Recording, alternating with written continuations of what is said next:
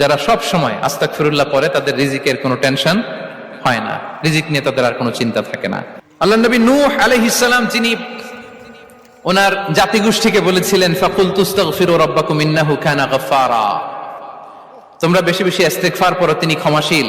ইস্তেগফার পড়লে কি হবে? ইউরসিলিস সামাআ আলাইকুম মিদরারা, রহমতের বৃষ্টি বর্ষণ হবে, তোমাদের জমিগুলো উর্বর হবে।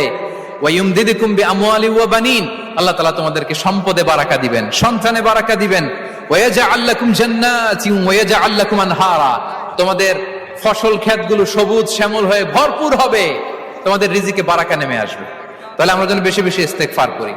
বিষ্ণু ঈসা ইসলাম বলেছেন মান লাযামাল ইস্তিগফার জাআলাল্লাহু লাকুম মিন কুল্লি দিকিন মাখরাজা ওয়া মিন কুল্লি হাম্মিন ফারাজা ওয়া ইয়ারযুকহু মিন হাইসু লা ইয়াহতাসিব, যে সব সময় ইস্তেগফার পড়ে তার কোনো টেনশন থাকে না, তার জীবনে দুশ্চিন্তা আসে না। আর